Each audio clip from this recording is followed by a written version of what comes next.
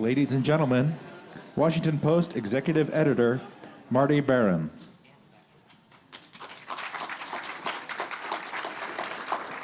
Thanks very much. As you just heard from the voice of God there, I am Marty Barron. I'm the executive editor of the Washington Post, and I want to thank you all for joining us here today, and thanks to all who are watching this via live stream. So today we're launching the first event in our Coffee at WAPO series. It's intended to showcase the enterprising journalism coming out of our newsroom and extend those conversations that are occurring online and in social media into these live in-person forums. Over the past year, there's been vigorous debate and huge controversy about sexual assault on campuses across the country. And we decided it was time to take a closer look, a more in-depth look at the issue. So in collaboration with the Kaiser Family Foundation, we conducted an ambitious and difficult nationwide poll of college students, following up with more than 50 one-on-one interviews by Post reporters. The results indicated a remarkably high prevalence of unwanted sexual incidents among college students. 1 in 5 women were the victims of sexual assault as defined in the poll. The Post has enjoyed a 20-year partnership with the Henry J. Kaiser Family Foundation, a distinguished nonprofit, nonpartisan organization focused on national health issues. And we're delighted today to have Drew Altman, the CEO of the Kaiser Family Foundation, join us today for this important discussion. Thank you, Drew. We've had so many collaborations with Kaiser into so many important issues over so many years. I'd also like to particularly mention Molly Ann Brody, Senior Vice President at Kaiser, who handles all aspects of the Foundation's public opinion surveys. We work closely with her, and as always, she was a dream to work with. And at our end, I'd like to thank Josh White, our education editor, who was masterful. Where is Josh? Masterful in his, oh, well, all the way back there. This just shows how modest he is, all the way at the back of the room. But he was the front of the room in the leadership of this project. And so thanks, Josh. And I'd also like to thank our outstanding team, our polling team of Peyton Craighill and Scott Clement, who are over here, who are terrific all the time with our polling. So today's conversations will lend context and nuance to the numbers, offer insight into what leads to assault on college campuses, and explore the state of advocacy and regulation in the field. We sincerely appreciate all of our panelists for joining us today, and particularly those who experienced assault and now courageously share their stories. Our moderators will be taking some questions from the audience throughout the discussions, and we also encourage you to engage in the conversation online, tweeting questions and comments using #PostCoffee as you drink coffee. Now I'd like to welcome the first panel, which will be moderated by the Washington Post's Emma Brown, a terrific education reporter who was part of the team that worked on these stories and who interviewed dozens of students. Thank you.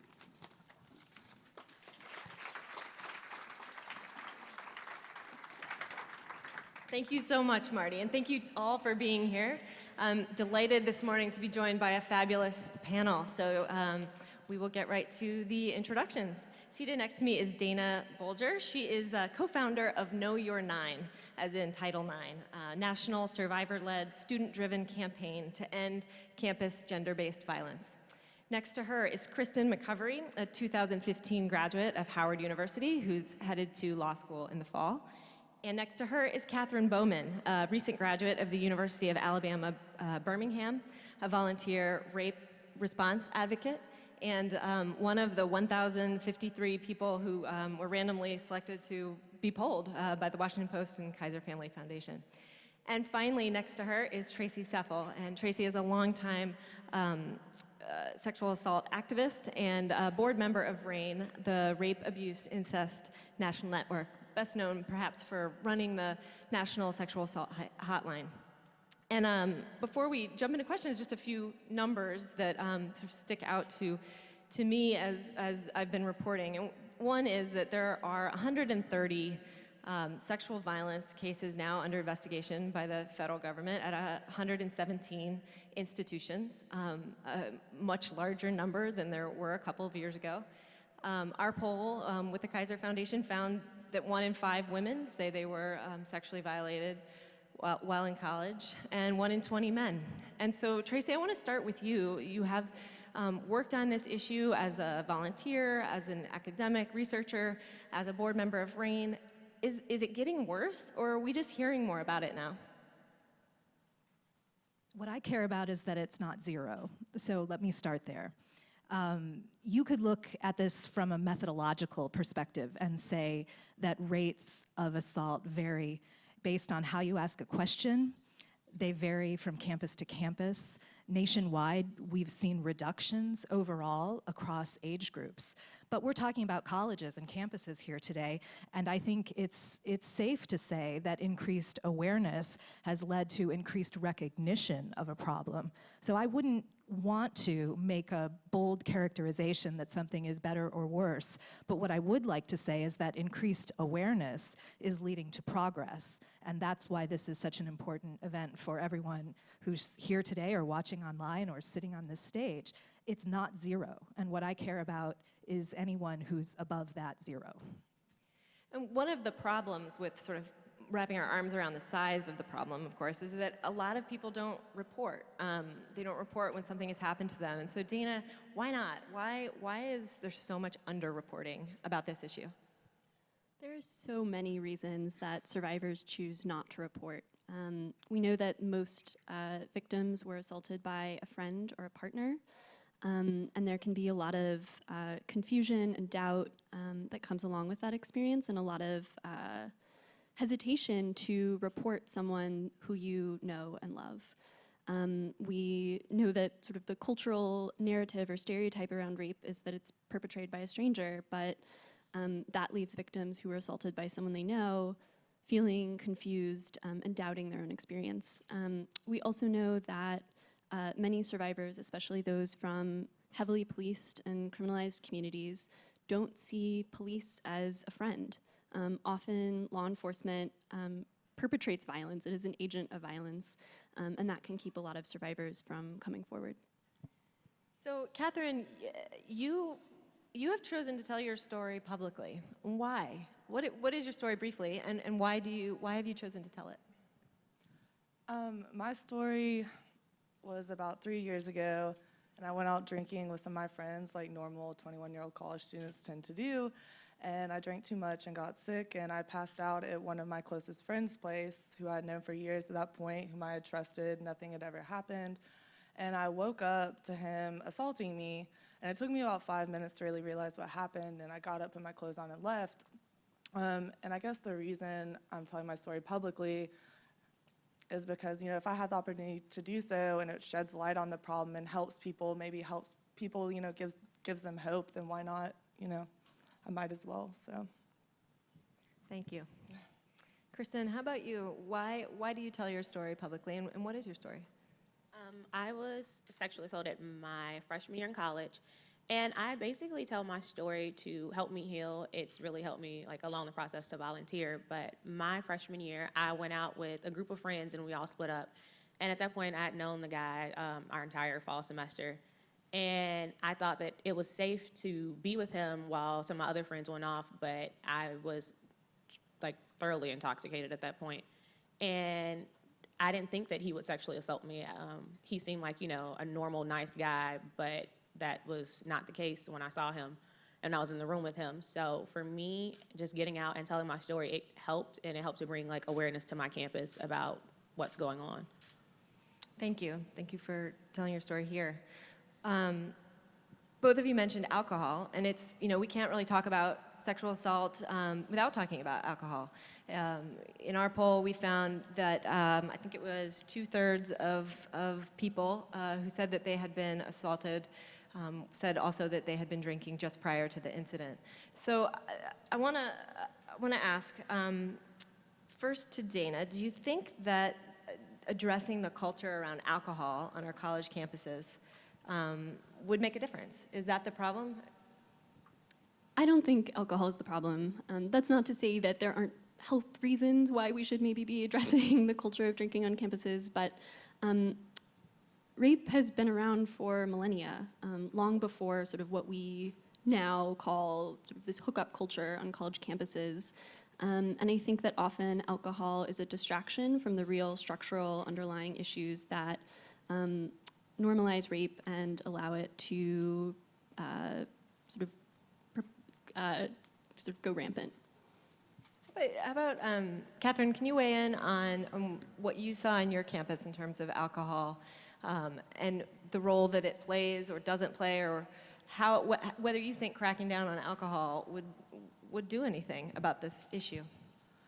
No, I don't think it would do anything about it because alcohol, like Dana said, alcohol is not the problem. Me being assaulted was not the fact that I was drunk and passed out in my best friend's bed. The problem is that he chose to take control over my ability to choose, my ability to make decisions over my body, and took advantage of me. That was the problem. He was the problem, not the alcohol. So I agree with Dana on that.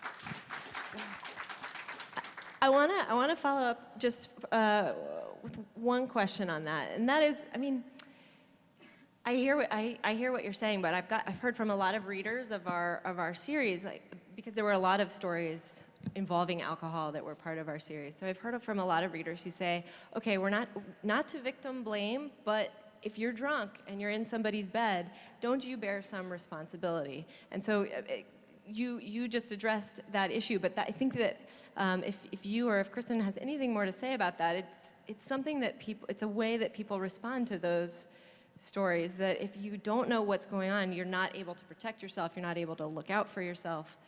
Shouldn't you bear some responsibility for taking care of yourself? No. We all put ourselves at risk of being in a car accident every time we get in a car, but if someone runs a red light and hits you, it's not your fault. We don't blame people like, well, you shouldn't have been driving, you put yourself at risk. Why should we do the same to survivors? And whenever someone's like, I don't want to victim blame, but whatever they're about to say is victim blaming, so. Kirsten, what do you think? What do you think about alcohol on campus? Tell us about Howard's alcohol culture. Howard is actually a dry campus, so putting a ban on alcohol really doesn't help. I know that RRAs turned a blind eye because there was always alcohol on my floor or some girl passed out on the floor. Because I stayed in an all-girls dorm, but it was more of if we don't see it, you don't get caught, or they will tell us, okay, we're doing room checks. So of course, everybody will hide it in their trunk or their mattress, wherever you can fit it.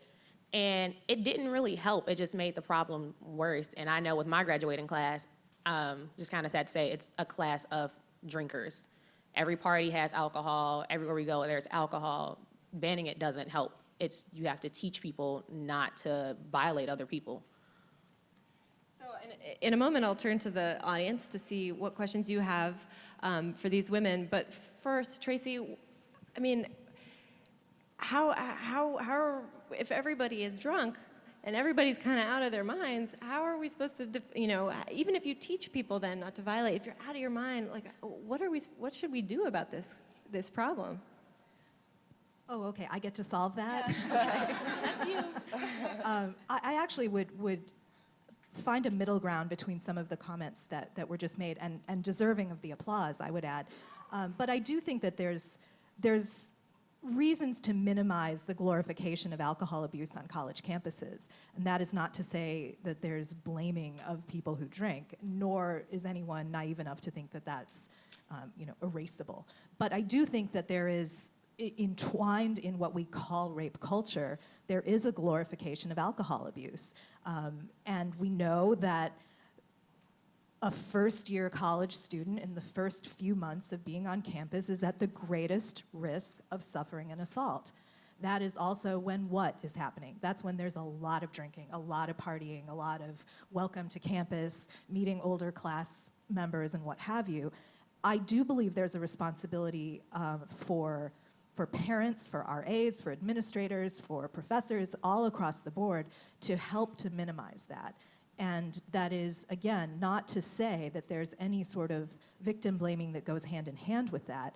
But if we can't acknowledge that there is that element in our culture and in the so-called rape culture, I think we're turning away from a very big part of the problem. And I would be remiss to not mention one of my hero, Amy Schumer's forthcoming movie called Trainwreck. And it's, I think in her very subversive, wonderful way, she is tackling that, minimizing the glorification of alcohol abuse. I think it's incredibly important.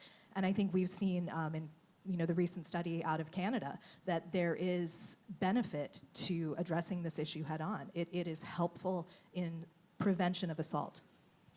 Thank you. And so we'll turn now to the audience to see who has questions. And I see a hand right here in the middle.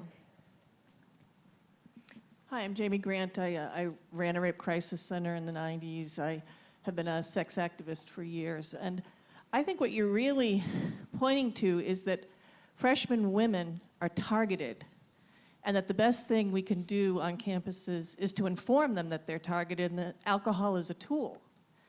And that informing, men that they have I'm raising a 16-year-old boy, and I've said to him, anybody can be drunk and wasted and in front of you and in any kind of situation. What you choose to do with that situation is on you.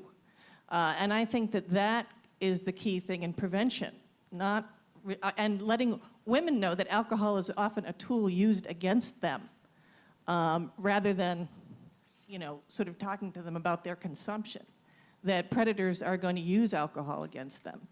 I think freshman women are hung out there. I mean, it's, every campus knows that they're targeted, and yet the prevention stuff is very sugar-coaty and very what you're doing, which is sort of, parsing out or laying out the possibilities as all things being equal. I think you're pointing to an important question, which is what are the messages that we should be giving to young people in order to help head off this problem before it is a problem on campuses? And so I want to turn to our panelists and ask first, what are the messages that we should be giving to our sons before they go to college? And is before they go to college the right time, or should it be in high school or middle school? Is there anyone who's dying to take that? Catherine? Yeah, don't rape, don't sexually assault anyone. And that goes for both men, women, trans, other, that's every individual. Don't rape, don't violate people in that way.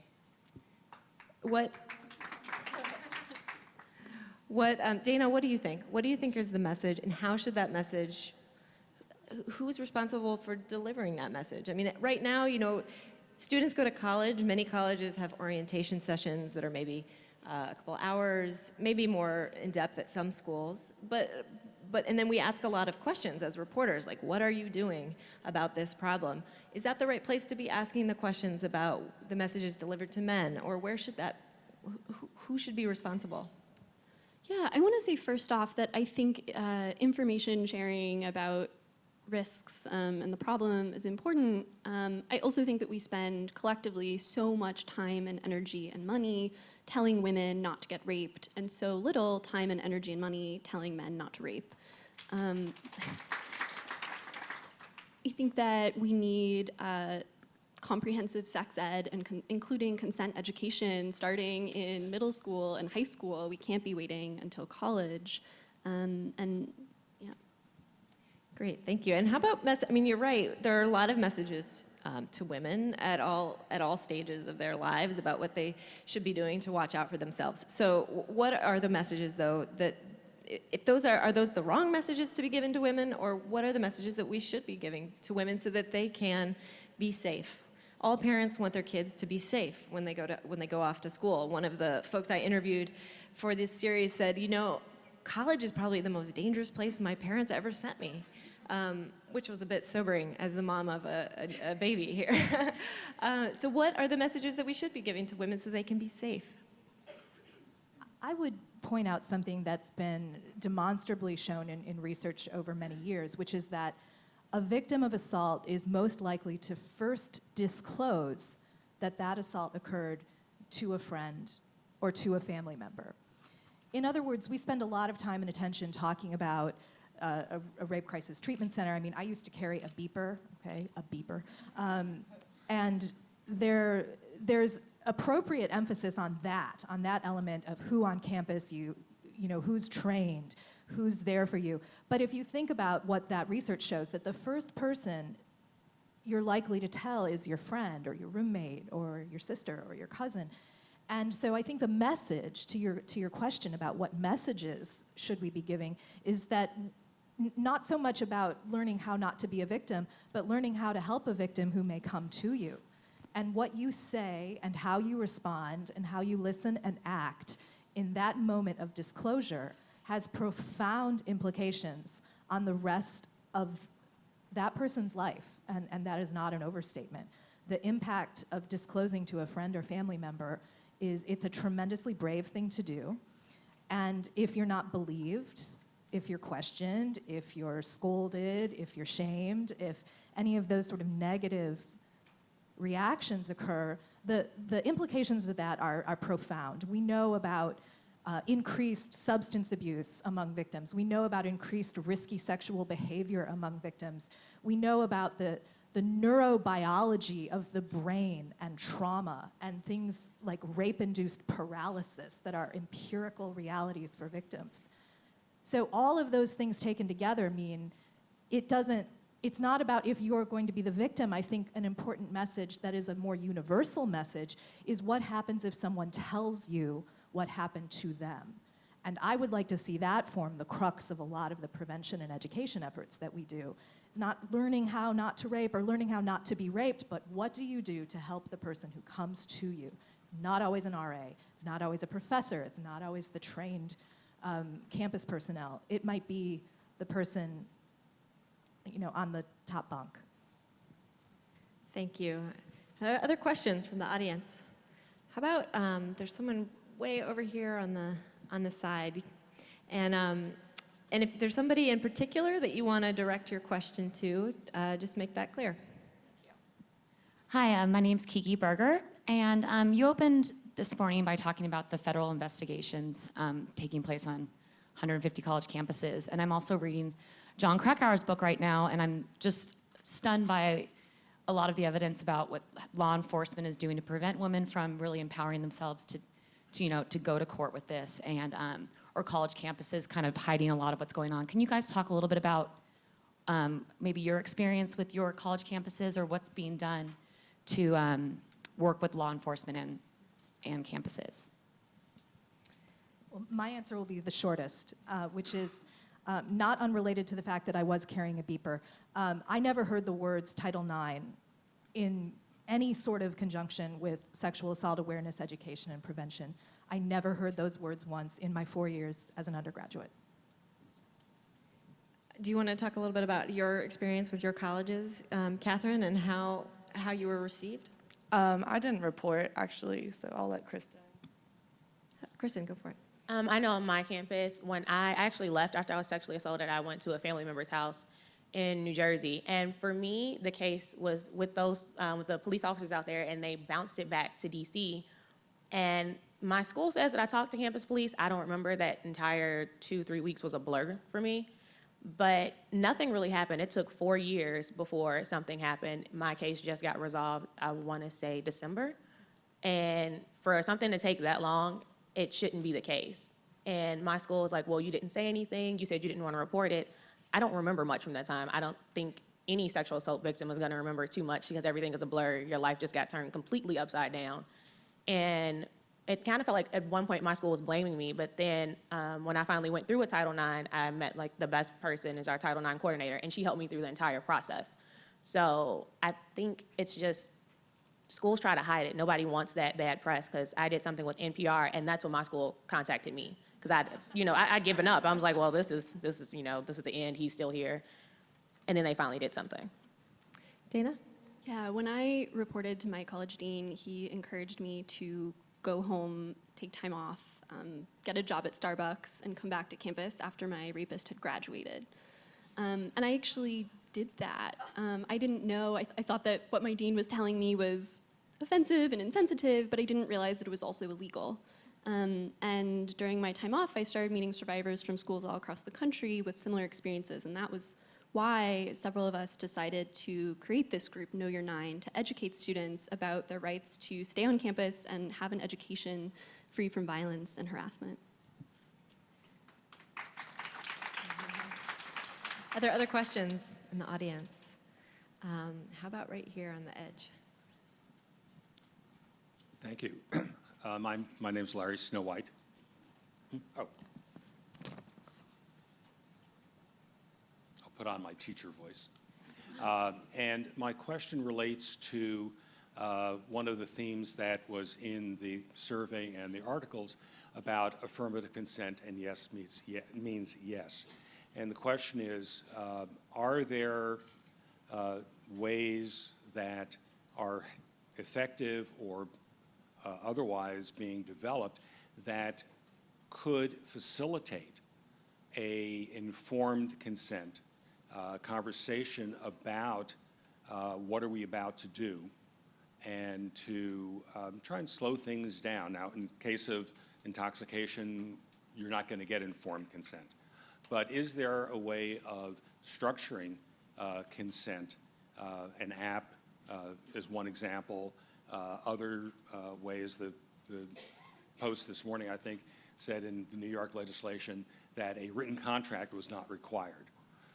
But there have been articles about the military having a checklist for fraternization. There's an article in the New York Times about parents requiring signing waivers for students to attend a post-graduation party. So how can mechanisms be developed that could facilitate an informed consent? I'm so glad you asked that, because I think that the message "don't rape" is like clearly a powerful message and an important one, but I think the poll showed that it's really complicated.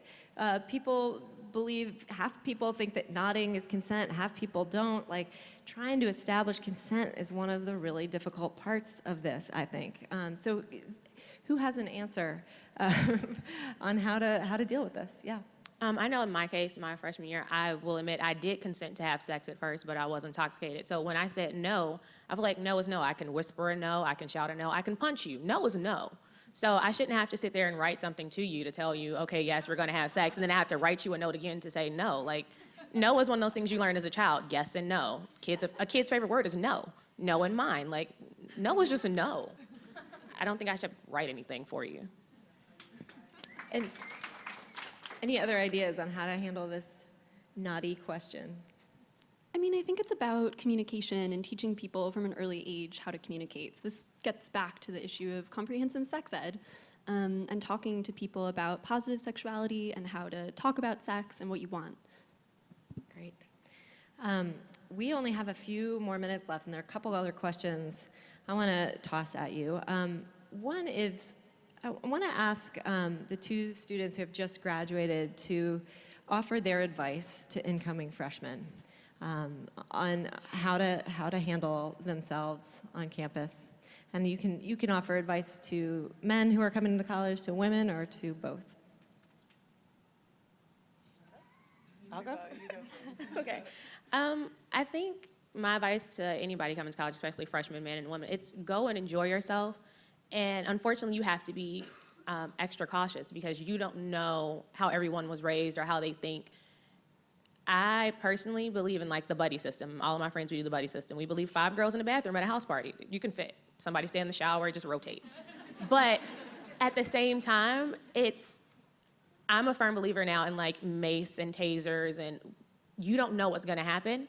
So for guys, like no means no. For girls, no means no, but just make sure you know your surroundings. And even if you're drunk, let your friends know, because I will text my friends like a sneak picture of a guy, the address, what I'm wearing. Even my mother to this day, like, hey mom, I have like, on today, she knows my entire outfit. Hey mom, I have on a yellow dress, my hair is pulled up. If I'm missing, this is what happened. Just let people know, like it's weird now. You have to let people know everything that you're doing. Catherine? I will say to that, I did tell my friend I passed out in his bed. He knew I was drunk, so that only works to a certain extent. My advice would be to educate yourself, because we do have such a failure, I believe, in our sex education. Educate yourself, know about sexual assault, understand it, what happens and where it comes from. I really think that that's the only real way to solve it, is education and understanding. So, How about another question from the audience? Where's how about right over here? Hi, Sorry. Hi, my name is Maya Weinstein. I'm a student at GW. I was raped my freshman year, so I really think it's powerful when people come up and share their stories. So thank you for coming out and doing that. My question is regarding, I feel like during this whole conversation, whenever anyone's spoken about women or men, it's always been women as the victims, and I think we all know that's not the case. So I was just wondering if any of you could speak to that a little bit more. Thank you for bringing that up. You're right. We've sort of fallen into those pronouns, but our poll found that 1 in 20 men said that they had been violated during college. So it's absolutely not only women. Tracy, in your research, what do you know about male victims? I think constant across genders is definitely the propensity for secondary victimization to occur when a man or woman discloses an assault. And whether that's disbelief from a first responder or hostility from a law enforcement personnel or over-aggressiveness from medical personnel, we see secondary victimization as a constant. And as I was saying earlier, that the implications of that, secondary victimization on top of the experience of an assault is a devastating combination. So when we talk about the rates for men and for women to be victims, the rates in many ways don't matter because the outcomes and the risks and the long-term effects are very equal in many ways. So I certainly appreciate you drawing attention to the pronoun issue, as you say, Emma. Thank you. Dana, do you have? The only thing I would add is that we know gender nonconforming students are victims too, and I think that a lot of our rape prevention and education work really focuses on women, and to a lesser extent men, but leaves genderqueer students out. Thank you. How about right here in the middle with the red sweater? Hi, my name is Josie there, and I am a researcher, and I also direct a project called the Men's Story Project, which brings critical dialogue on masculinities, healthy masculinities into college campuses. Excuse me. And I'm curious, I'm also working on a research project around policy, and I'm curious as to your thoughts, whether you think that survivors might be more likely to report, excuse me, if they knew that others had at least allegedly been assaulted by the same perpetrator. What do you think? Yeah, absolutely. That was true in my experience. I didn't want to report my perpetrator until I found out that he had assaulted someone else a couple years before. And that's certainly something that I hear often from survivors. I think so much of being sexually assaulted is tied up in these feelings of doubt, and knowing that it's happened to someone else can be really affirming and validating. Well, we're almost out of time, but I want to ask, our next panel is going to focus on policy and legislation, and so I want to ask particularly Dana and Tracy, what one thing you want to see the government do, whether that's the federal or state governments.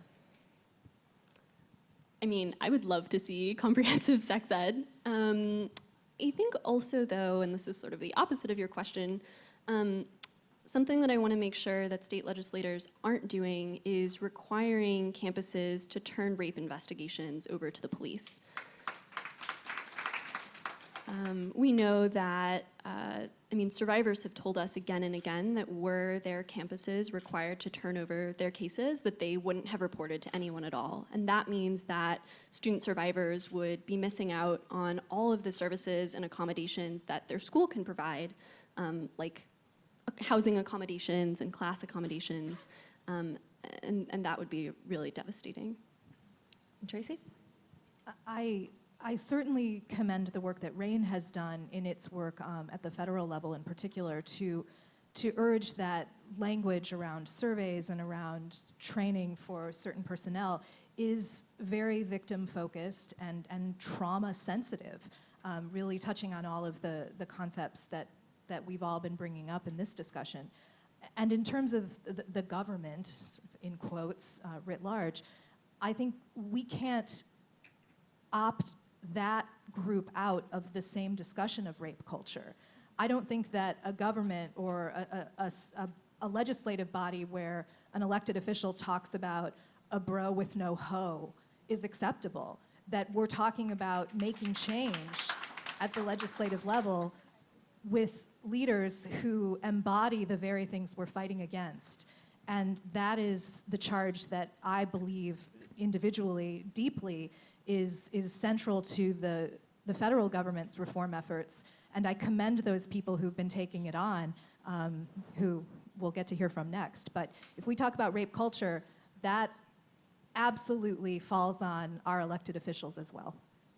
Well, thank you all so much. I'm sorry we don't have more time. I feel like we could go on for quite some time. But we need to turn it over to our next panel, which will be led by my colleague, Nick Anderson. Thank you so much.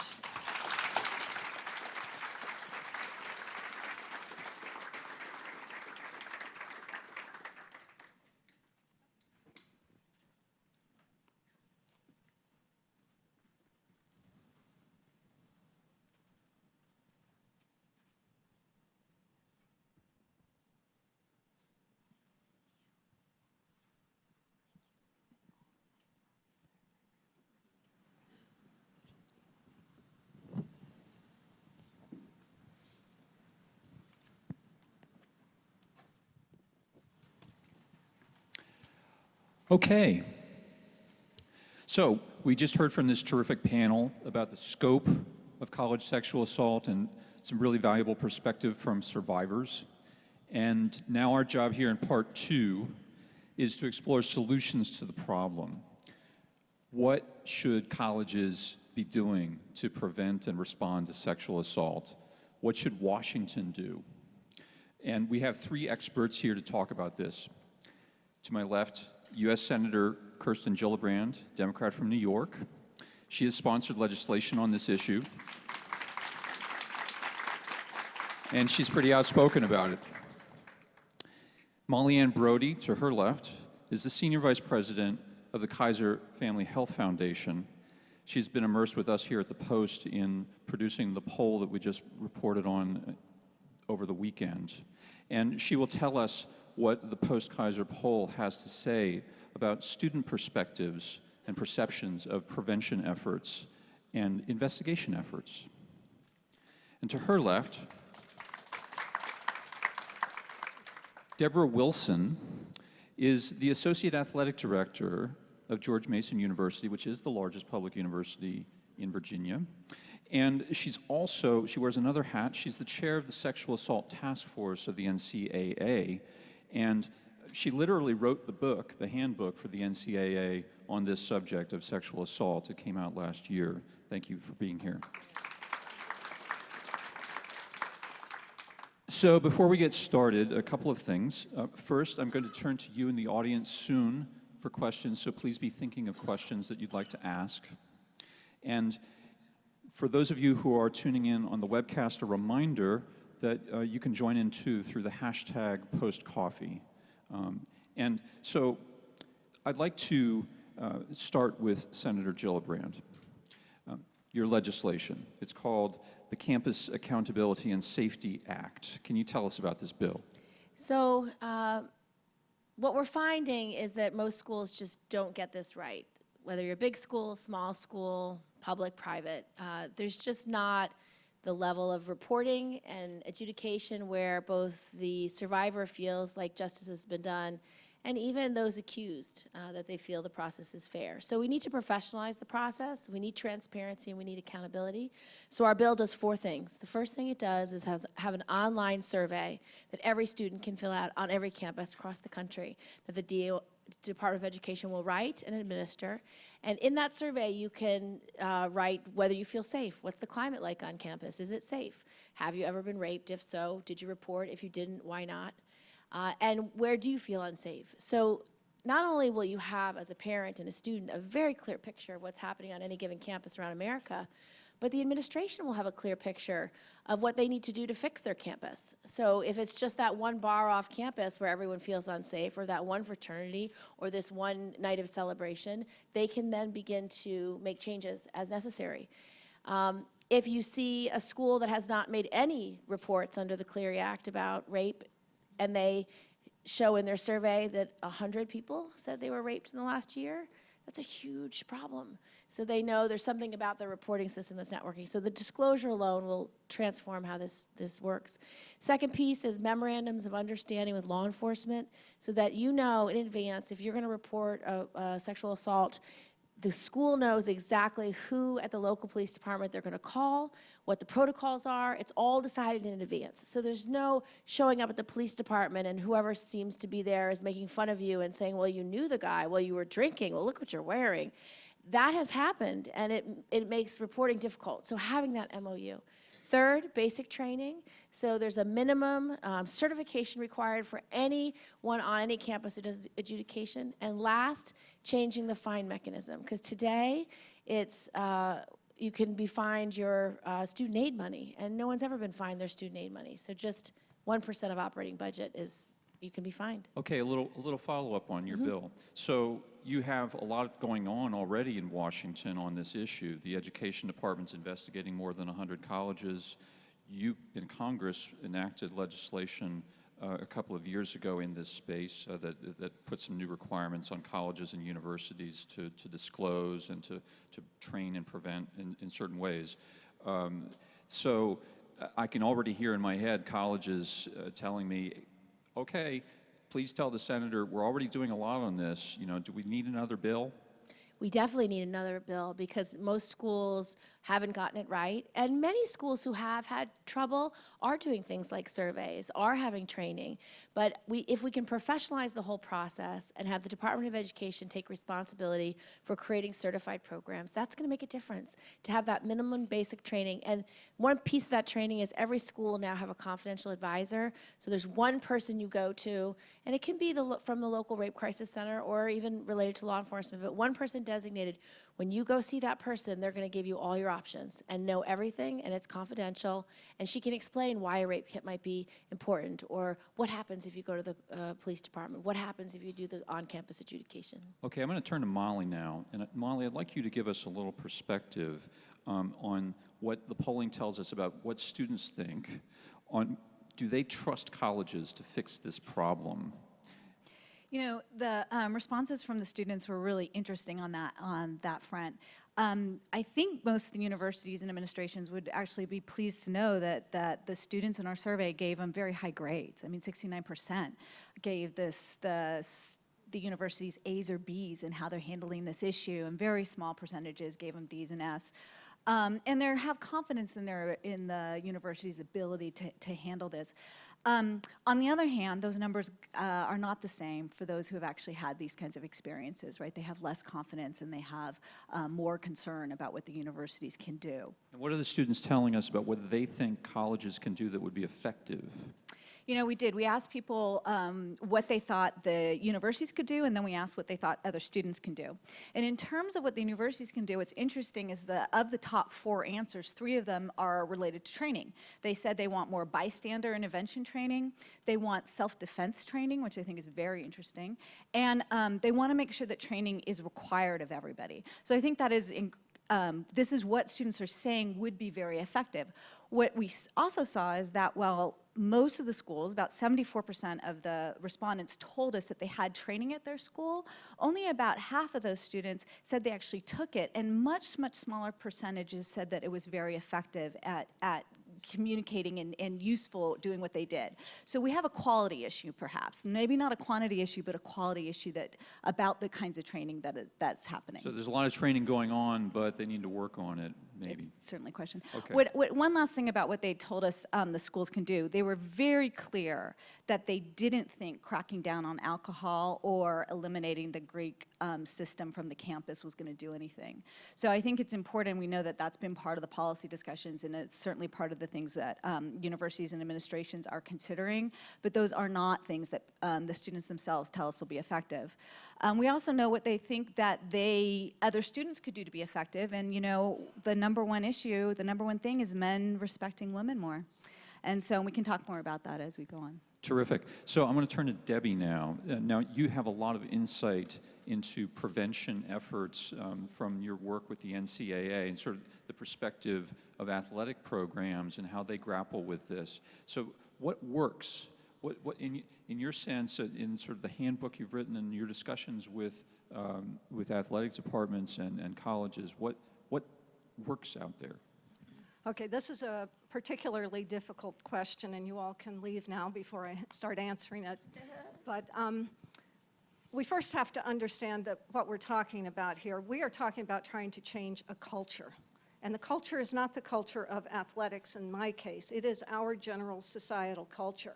Our campuses inherit this problem from the general culture.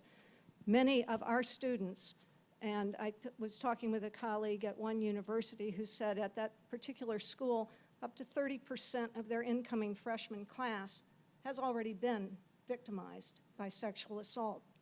So we are inheriting this, but it is also being perpetuated by college students assaulting other college students, and that is the focus here. It is not the stranger. How do we make cultural change? This is a huge problem. There are many of you in this room who have devoted your careers, and sometimes beyond your careers, your lives, to trying to help people in this area. You need more assistance. We have got to have comprehensive, long-term, committed programs, and they must have certain characteristics. The number one thing is compliance. This is non-negotiable. It goes back to what the senator was saying. Some of the needs for compliance or the legislation, the regulations, need to be put in more user-friendly language for most of us on campuses who are not lawyers, who are not adjudicating these cases. But that is the cornerstone of any effective sexual assault prevention program. We have to have education in two areas. We have to have general knowledge about all the different types of sexual assault, and we have to train our staff, our faculty, and our students from the beginning. One thing that I have heard people say is, well, what about when the perpetrator is really ignorant of what constitutes rape? I don't understand this. We are colleges and universities. How can we not help our incoming freshmen understand what we're talking about in this category? There should be not a single student on our campuses who does not, or at least hasn't had the opportunity, they may not remember it or learn it, to know what rape and sexual assault are. Thank you. The second thing is we have got to have skills training. You've probably heard some of those referred to here. Our college student population is in general sexually active. They enjoy this. They look forward to it. They try to create opportunities for it. We have to help them understand how to do that in a healthful, respectful way where both partners, or if there are more, are enjoying it. They're looking forward to it with positive anticipation. I was at a party recently and someone said, oh, consensual sex, you're taking all of the allure and the mystery out of it. And I was like, yeah, really? You think an emphatic yes is not encouraging? So I'm like, now maybe we haven't been too creative in helping people understand how yes looks. Well, first of all, only yes means yes, but there are many ways to say, may we? Oh, CC. Oh, please, continue. Okay. It doesn't all have to be down and difficult. I hear what you're saying, and we're gonna come back to that. But I'd like to turn to folks in the audience who might have a thought or two, a question. Let's go here to this gentleman in the center. Hello, my name is Jesus, and I am a rising senior at Harvard.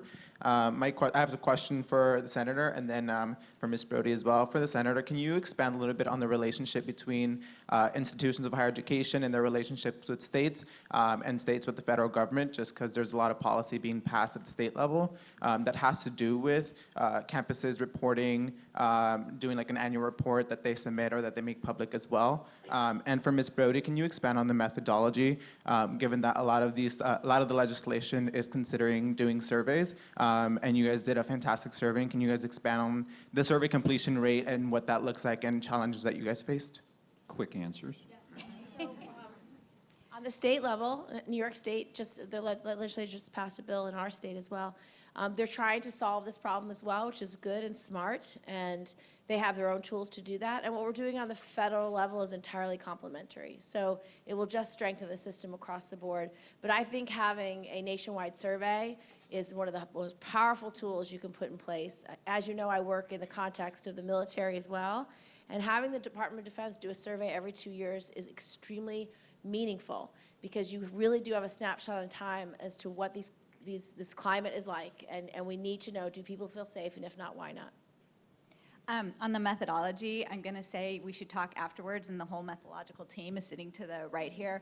We used all the best practices, and really the goal of the project was to be able to have a nationally representative, in a sense, benchmark that now the other, universities, states, individual sources can use this to match up against. And I think that, we've been incredibly transparent about how we asked the questions and what we counted. And I think this is the goal, is to be able to use it now and say, this is what we know nationwide, what's happening in your local area, what's happening on your local campus. Nick, I'd like to add a comment about the survey, because I think it really deserves a tremendous amount of credit, the Washington Post and the Kaiser Family Foundation. Partly because it is so confirming of other research, and some of that other research is coming under a lot of scrutiny. There are always, we call it the bubble hypothesis. In other words, if you're trying to press a piece of film down on a flat surface, you get all these bubbles and you got to sort of push them out. Sometimes you can't get them all out in research. They did a tremendous job. But what they're also doing is bringing more credibility to those earlier studies, that we can have confidence in these numbers. And one statistic I'd like to throw out for you, this was from a survey research done by the American College Health Association. Our female college student athletes are victimized at almost exactly the same rate as female college students generally. Our male college student athletes are victims at higher rates than their non-athlete That's peers. fascinating. Yeah. Okay, I'm going to ask a question of the senator. Senator Gillibrand, there's a lot of pushback on this issue from a certain quarter, supporters of students who are accused of sexual assault. I hear this, you probably hear this. They say they're being treated unfairly by college investigations that don't have the same standard of evidence, same due process rights as the criminal justice system. And I wonder what your response to this is, and whether Congress and the federal government are taking their views into account. Absolutely. When we wrote our bill, we worked with the accused population, made sure that they had the same rights of representation as someone who was alleging the crime. And so all notice requirements are for both, all representational requirements that you can have someone by your side representing you are for both.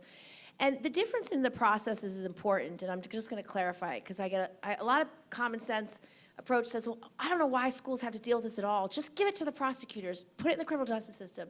Well, the reality is that I would prefer many more cases to be going to the criminal justice system, but you need a way as a campus administration to get a serial rapist off your campus. And if you have to wait for a full trial and a full adjudication, that might be 2 years.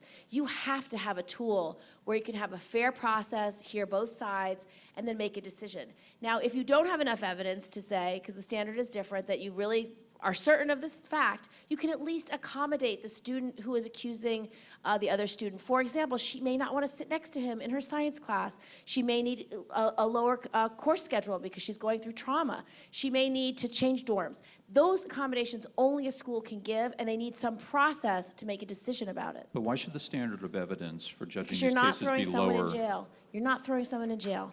So the difference is, so all of our criminal justice system, you're innocent till proven guilty, you are entitled to a defense, is entirely placed to protect defendants because the consequence is your liberty is taken from you. It is such a serious consequence that our whole criminal justice system is designed to protect the accused. And that is how everything is created. This is not a criminal proceeding. You are not going to jail. Schools need tools to either expel you or to create accommodation for a survivor who has experienced trauma. They need those tools, and Title IX requires them to maintain safe campuses. So if there's a whole class of students who do not feel safe on campus, they're obligated to fix that problem. But just imagine you're a college president and you have 4 accusations against one student by 4 other students, and you have no way to get him off campus until there's a conviction. That would make your head explode. So you need to be able to have a process that's as fair as possible, that can allow you to review evidence in a trained way to make a judgment. And we kick kids out all the time for cheating. We kick them out for not paying their tuition. We should be able to kick them out if they are found responsible for sexual assault. Okay. Molly, the poll actually got into this issue in 2 ways, dealing with the police versus college investigation question and also sort of asking about fairness. Can you address that? Yeah, you know, one of the things we did try to capture is what do the students who are living this every day now, you know, think about this question of what's more unfair, that a guilty person doesn't get punished or that an innocent person gets kicked off campus. And it was pretty split, the sort of 49-42 split on that. It's definitely a conundrum for students like it is for policymakers and for administrators. What's interesting though, it is one of the only places on the survey where we saw very big gender differences. So women were much more likely to say it's more unfair if a guilty person gets to get away with it and stay on campus. And men were more worried about the accusers and so about a false accusation. So I think that's an important point to take away as we're sort of talking about what the conversations on campuses would be around this. In terms of the role of the university versus the legal system, the police presence, you know, again, students are more divided on who should have the ultimate responsibility for dealing with these cases. And again, they were split down the middle. What they're not split about, though, is the avenue for victims. And what they did say is that if a victim chooses not to go to the police, should they have a way should the university be required to investigate? And everyone's 100% behind the victims there. They say, we think that that somebody who has experienced this should have a way through their university administration to investigate and to try to solve this situation for them. Okay, so Debbie, I've got a fairness question for you too. So the NCAA is sort of in a tricky situation sometimes. Prominent athlete gets accused. Colleges, the perception is that maybe the colleges or their athletic departments are trying to help that athlete who's accused. So how do you come down on this question about sort of what athletic departments and colleges should do when there's an accusation against an athlete? Well, I'm going to defer to the executive committee of the NCAA. In August of 2014, they made a unanimous decision that no athletic department should investigate or adjudicate any case involving a student athlete. Student athletes should be treated the same way all other students on the campus are treated. And is that happening? It is happening in some places. And our bill makes that mandatory, that there has to be one adjudication process for all students. That's interesting that there's still some outliers on that. Maybe they haven't read the guide yet, I'm not sure. So. Okay, back to the audience. A woman in the back there on the aisle. Hi, thank you so much for being here. My name is Amanda. I'm the president and founder of a nonprofit that advocates for sexual assault, a Bill of Rights. I am a survivor. I was raped during my final semester at Harvard, and I went to the hospital, and I got a rape kit done, which is a 3 to 7 hour long procedure. Unfortunately, in Massachusetts, every 6 months, your kit can be removed to be destroyed if you haven't reported it, even if the statute of limitations is 15 years. And so in building a legal defense for why I should know where DNA samples taken from my body are, I found that across the US, there are these rights protections for survivors in each state. And so I started reaching out to my professors, at Harvard Law and to experts, and we wrote a bill for Massachusetts that's going through right now, and hopefully it will provide rights. But we also have a resolution that's going through the House right now. And what I want to talk to you about— Would you like to ask a question? Yes, and this is to Senator Gillibrand, is that we get the chance to talk to you about our bill, because right now, honestly, what this means is that justice is dependent on geography. Had I been raped in California, Colorado, Texas, this wouldn't happen to me, but it's literally because Massachusetts doesn't have this, and equality under the law is something that is a core American value, and is something that 25 million survivors across the US are being denied right now. I will work with you on that.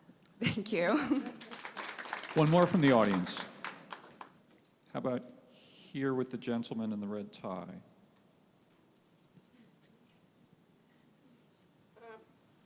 I have read. Wait for the microphone, please.